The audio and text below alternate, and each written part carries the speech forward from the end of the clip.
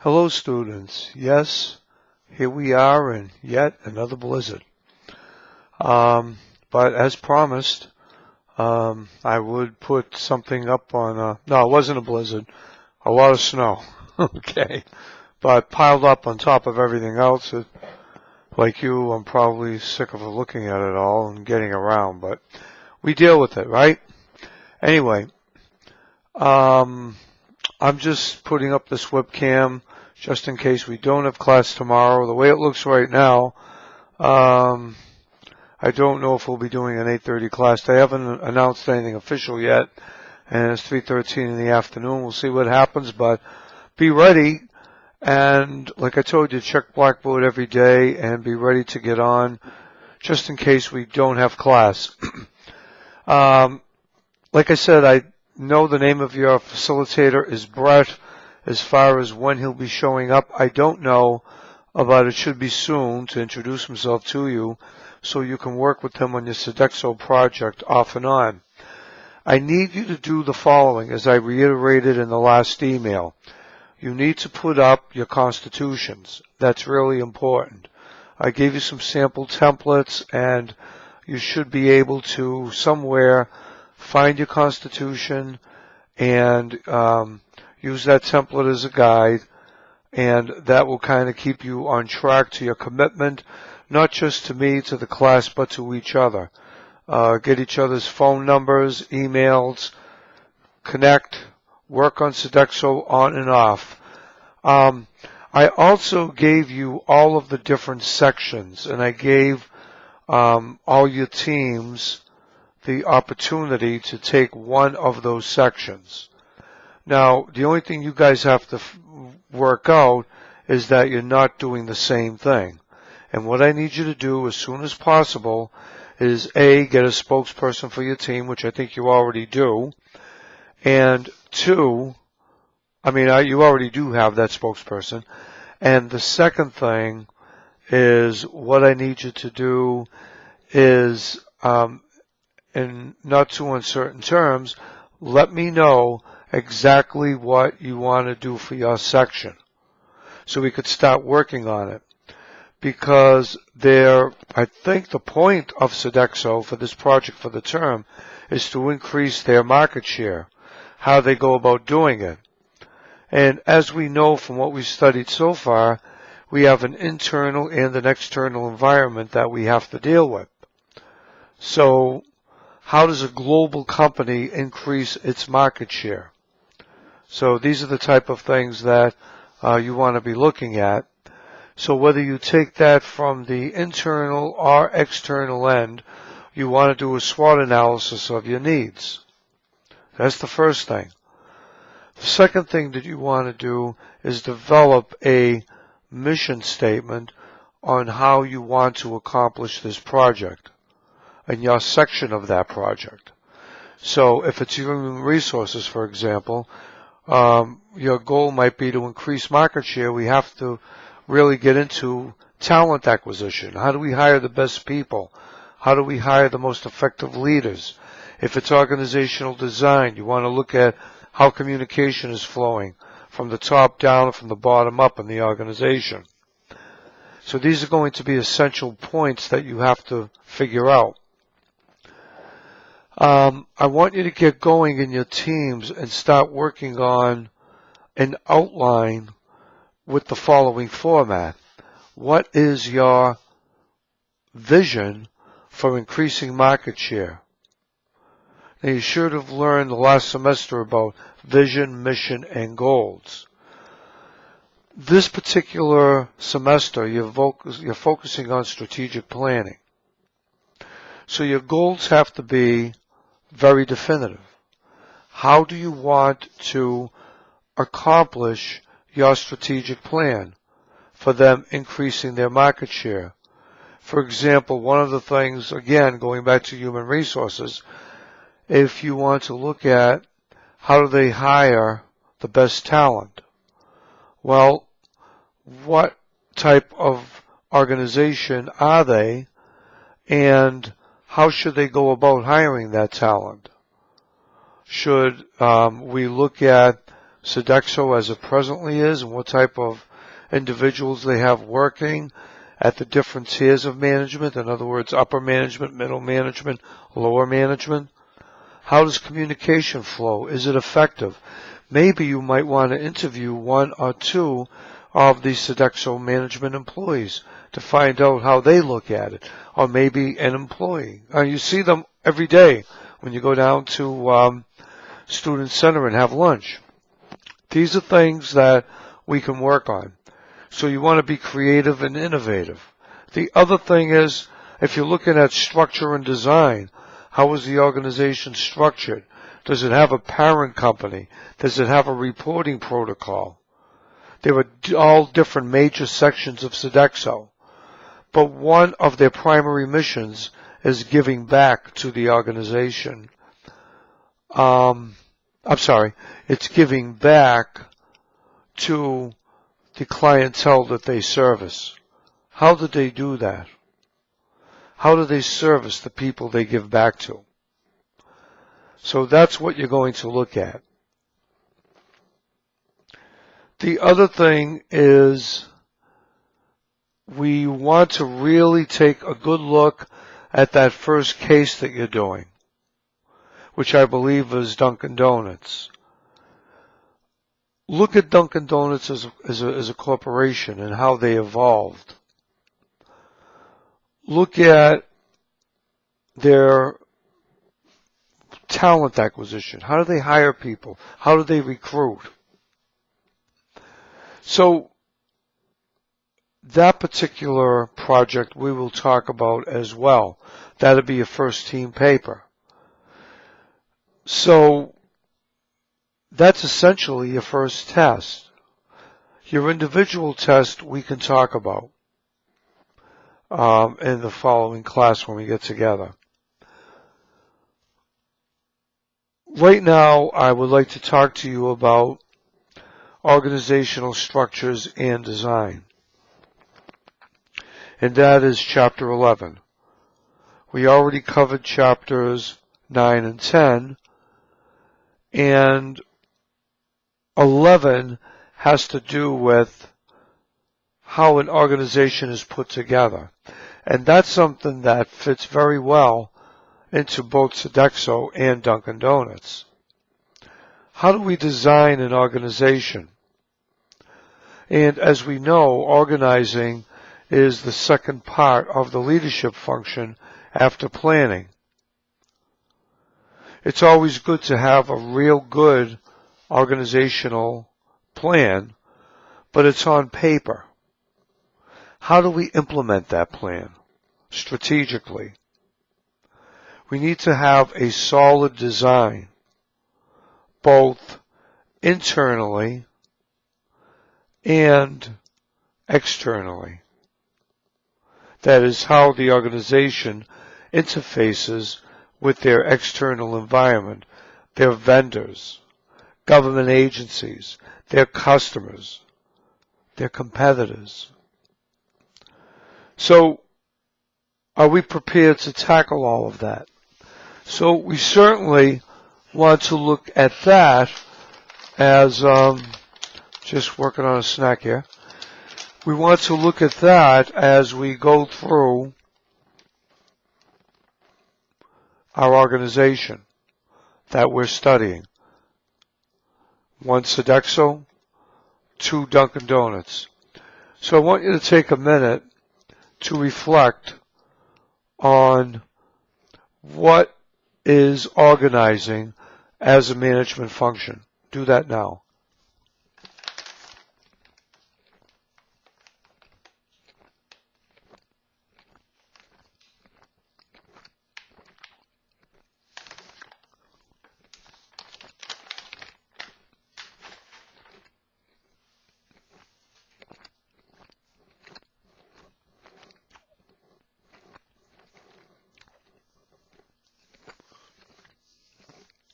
Okay. What did you come up with? Organizing is a management function that is essential to fulfilling the organizational plan, specifically the strategic plan. There are very traditional organizational organizational structures that are very centrally controlled and autocratic. These types of organizations have several levels of hierarchy in their structure, and often they are micromanaged. Now, that's not to say that they're bad organizations. Some you need this type of thing, like in healthcare, military, police work. You need a hierarchy because if you make mistakes, people could lose their lives. But in organic cultures where we don't just go by protocol, rules and regulations, we want to look at the new management, and that is effective leadership. We're still managing, but we're not controlling by dictating to our employees what they need to do. We build a structure that is very much attached to its culture. It's extremely important to be attached to your culture, because your culture sets the stage for where you go next in the organization. Are you stifled? Are you challenged at what you do? There are different types of structures. Horizontal structures. And one of the things about horizontal structures is that they are flatter. That means that different departments, different groups work with each other and are not as centrally controlled. They're flatter. We refer to them often as the flatter organization. A horizontal structure doesn't have to go through several layers of red tape in order to get things done. And when they need to adapt in the external environment,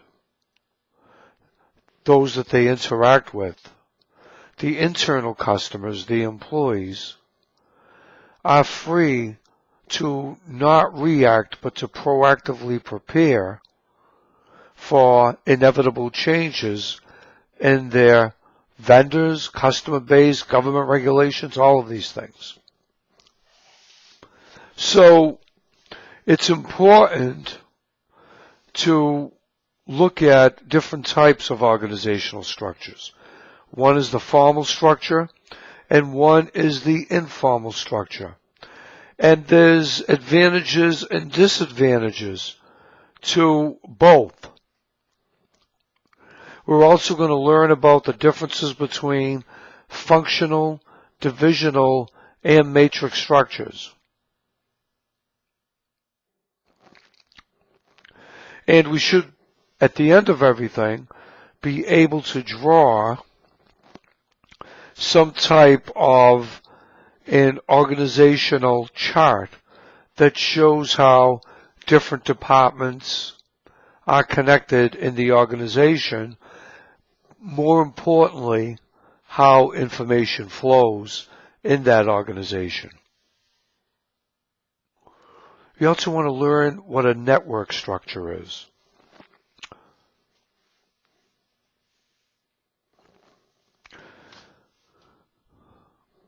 And as you know, we live in a very global economy right now.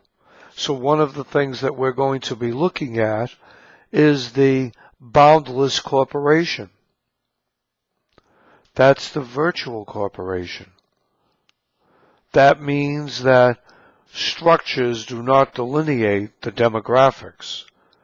More, it's the communication that does. We can send several pieces of information and transfer billions of dollars around the world in seconds. We want to also look at the meaning of mechanistic and organic designs. And finally, differentiate between mechanistic design and organic design. We also want to look at the trends or levels of management, delegation, and empowerment. What does that mean? Decentralization and centralization, and the use of staff.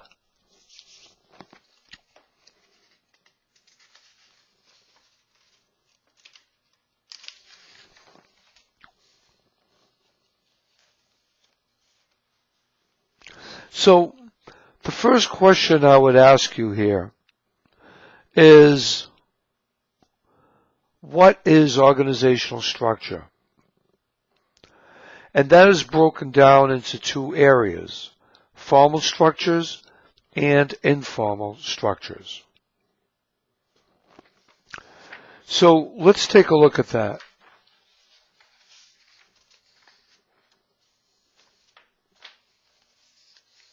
Well, the first thing is, an organizational structure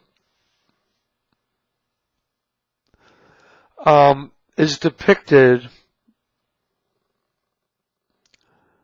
in your book around 271 or 272, but it shows the relationship between organizing and the other management functions. But more importantly, the structure itself is not just the building, the physical plant. It is the system of tasks, defining how work flows in the organization, reporting relationships, and coordination of all different efforts. It's the link between the work of both individuals and groups. So take a second to absorb that.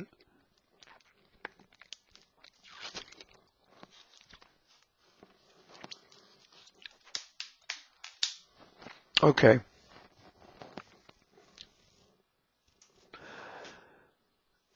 Any structure task assignments through a division of labor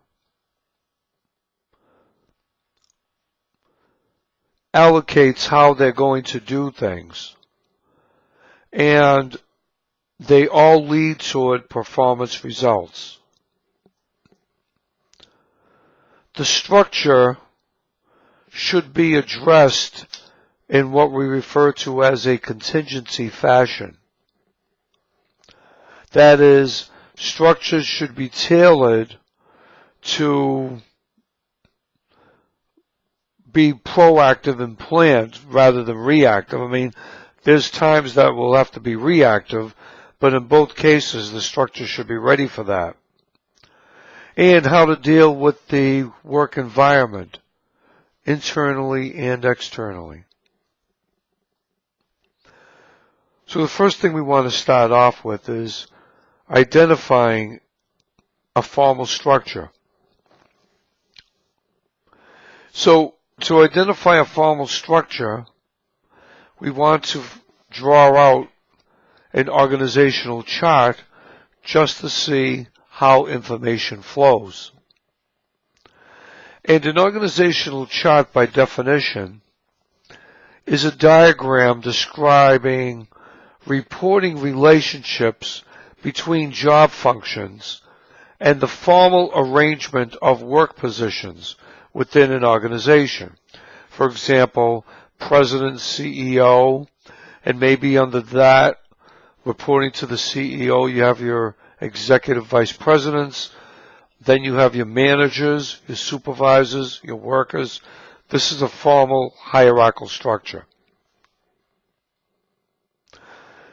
However, all of these things, by definition, are referred to as the division of labor. Everybody has a different skill set that they work with.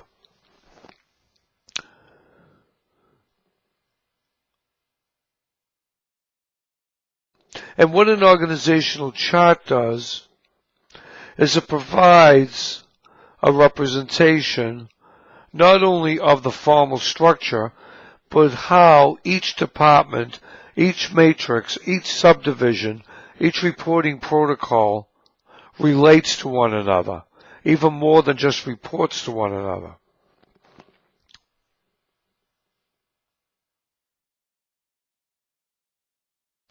So, in summary, what does an organizational chart do? An organizational chart reveals the following basic aspects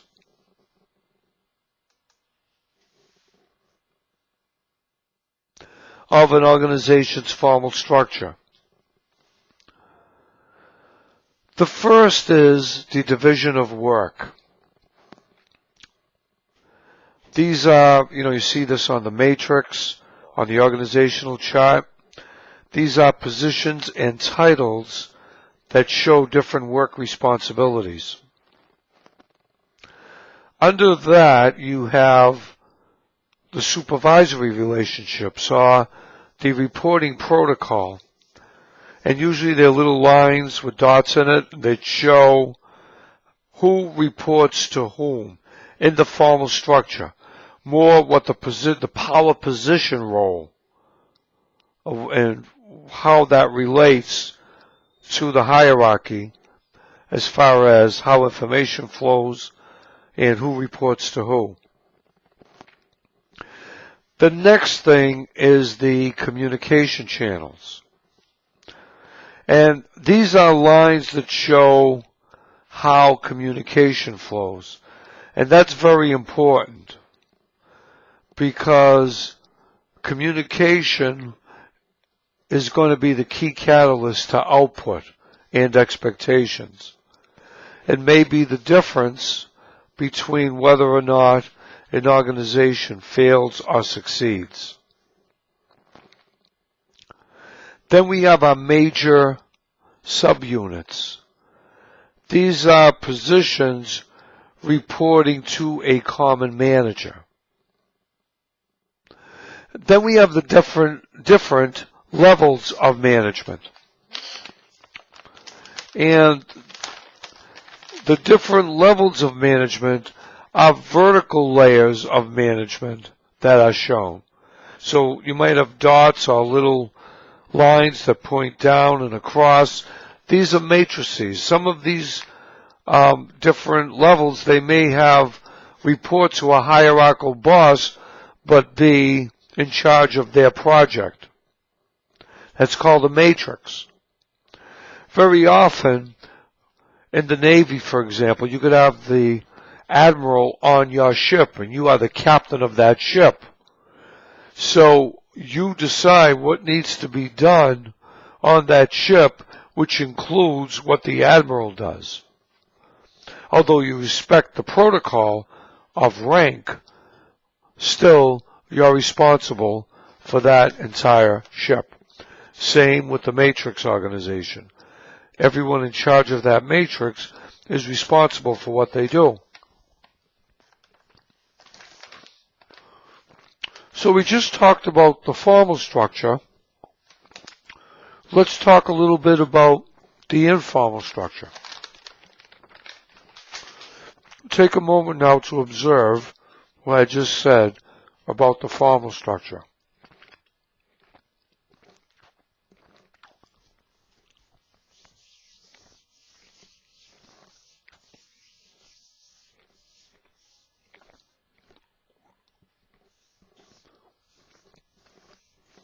Good.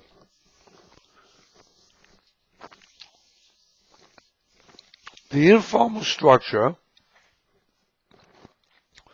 is a shadow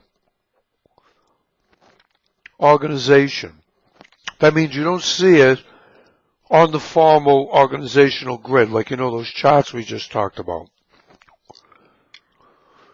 And they're made up of the quote-unquote unofficial but often critical working relationships between organizational members. In reality, the informal structure makes up the culture. It's something to think about. It's a tool that is often referred to as the social network analysis.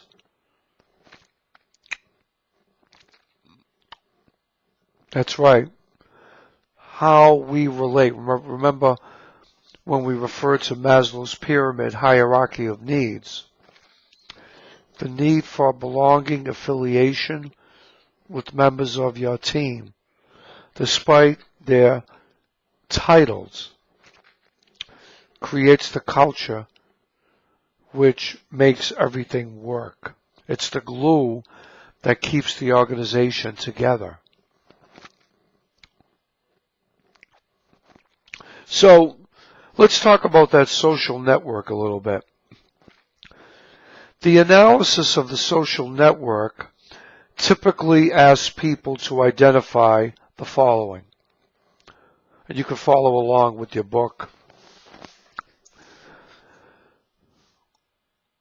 Others who they turn for help most often. Those with whom they communicate regularly. And individuals who energize them and make them really want to do their job. That could be your coworker, your boss, or maybe even somebody that reports to you. These individuals could be very key in productivity in the company because they make you want to be there. Now, as much as there are those advantages to the formal structure, there are also disadvantages. The informal structure. Allowing people to make contacts with others who can help them get things done. That's a good thing. But also, when you don't get things done because you're chatting too much and talking about other things, going off on a tangent, that's when it becomes counterproductive. So we certainly want to draw a balance between those two things. The other thing is, what's good about the informal network is learning is less threatening. When individuals work together as teams and they interact with one another, even peer-to-peer, there's a certain synergy that not only gets you through the workday, but allows you to learn from each other as much as you learn from your supervisor or your training coordinator. Finally, the informal network can also provide emotional support. And some of the things that is important is when the going gets tough, every team, just like the teams that you guys are putting together, make believe you're an organization in your teams. You're coming up with the team culture. But also you're supporting each other as you get through the Sodexo project and the Dunkin' Donuts project and Zappos and SAS, blah, blah, blah, on we go.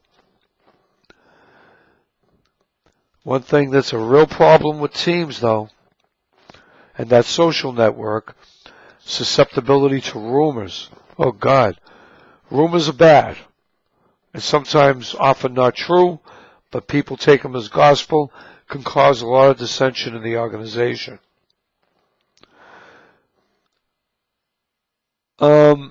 Also, Inaccurate information when rumors start could be a problem as well. A lot of times when people work in groups, they resist change. They like their groups though so much, they don't want to get out of their comfort zone and learn new things because they'd have to leave their group. They can also divert work efforts from important objectives that they need to learn. And if someone in your group doesn't like you, we all know that a chain is as strong as its weakest link. You could be alienated by outsiders.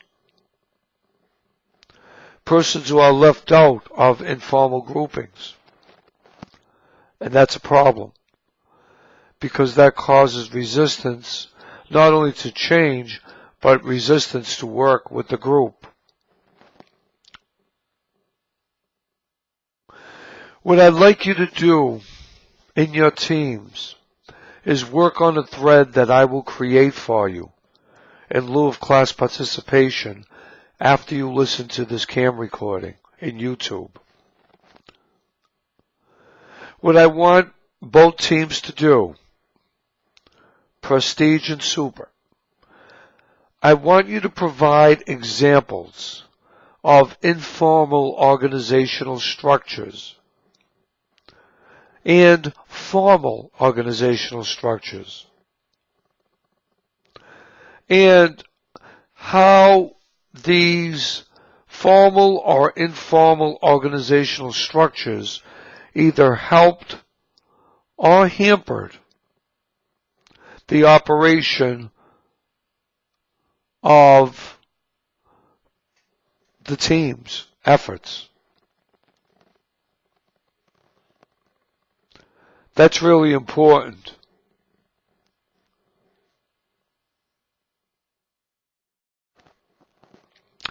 So, what I'd like you to do is work the threads I've created, listen to the lecture I just gave you, and if we are in class on Thursday, I will continue with Chapter 11. What I want you guys to do is 3 things. Get that Constitution done. Start looking at Sodexo and some of the points I just drew up for you. Vision, mission, so forth. After you choose, I need to know by Thursday, if we're not in tomorrow, which section that you want to choose. Look at those PowerPoints that I gave you as well, that I posted in the last announcement. So be safe in the snow. We'll see what happens tomorrow, and start working on the thread that I create for you now. And again, check Blackboard every day to see the progress of where we're at with that course. Be safe. Have a wonderful night. Bye.